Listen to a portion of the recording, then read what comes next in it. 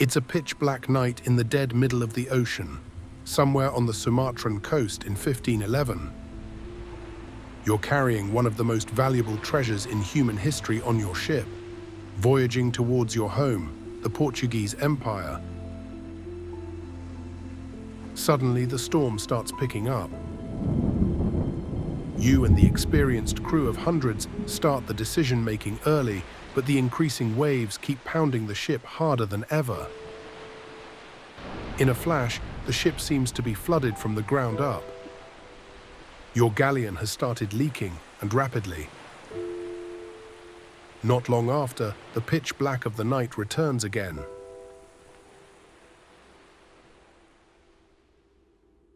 Welcome back. Quite the little intro there, wasn't it?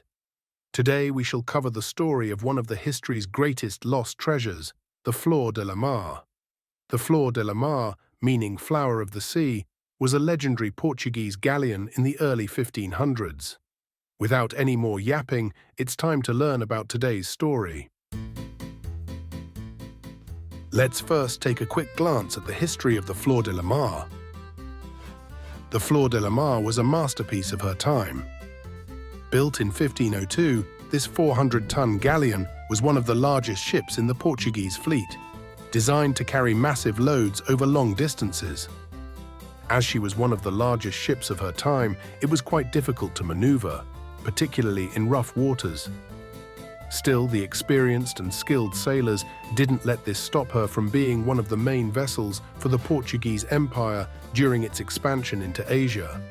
And so the ship quickly racked thousands of miles of ocean covered. Definitely safe to say it was put to good use. Now let's leave the Flor De La Mar sailing through the ocean for a bit, as we fast forward some time ahead. In the early 1500s, the Portuguese Empire and its reigning King Manuel I had been busy discovering new routes and capturing states and cities, mostly on the coasts of Africa and Western Asia. While on this hot streak of conquering, they had also built quite the ambition, and they were aiming to control the lucrative spice trade far away in the east.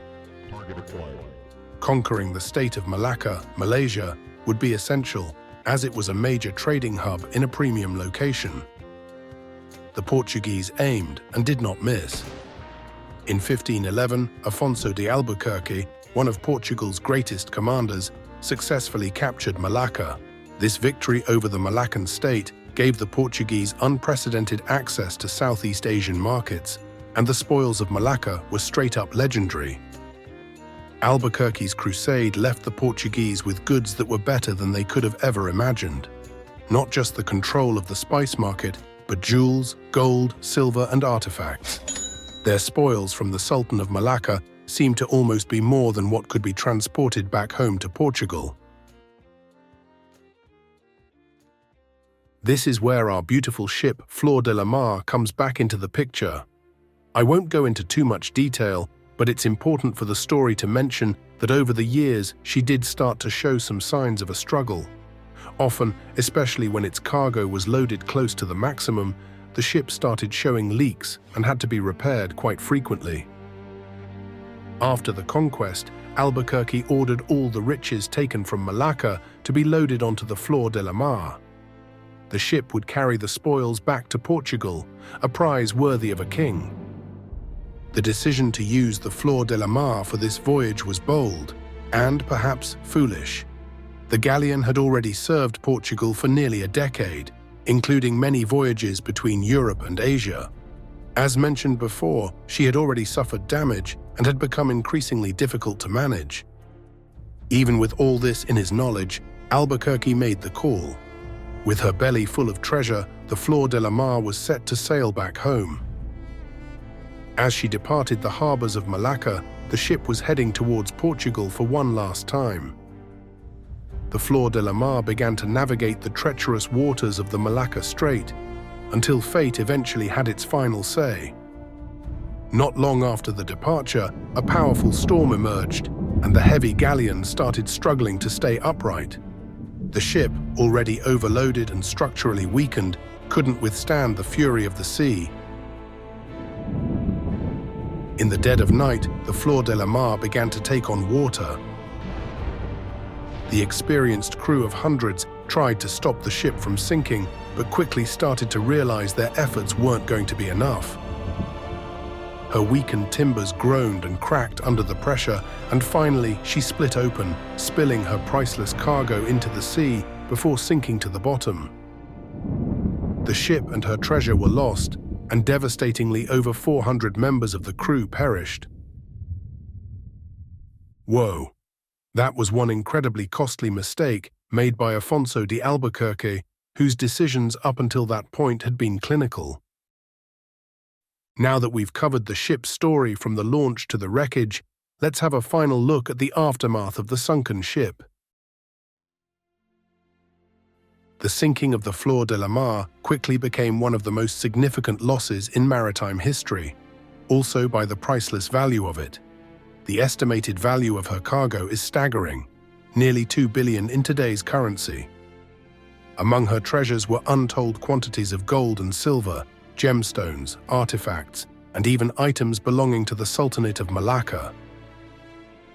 Goes without saying that $2 billion lying in the ocean bed ended up waking the best treasure hunters in the world.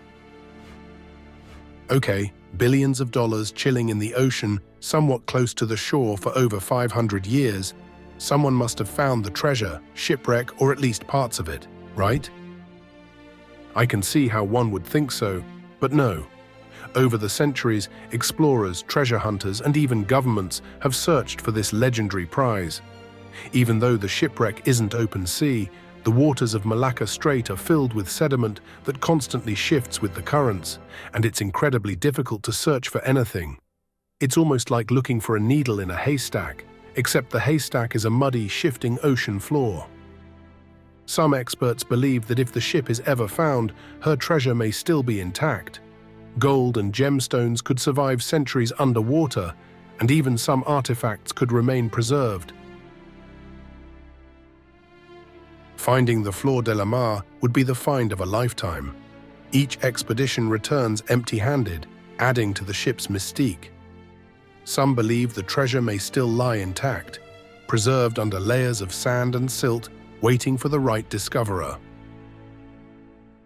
That concludes today's story.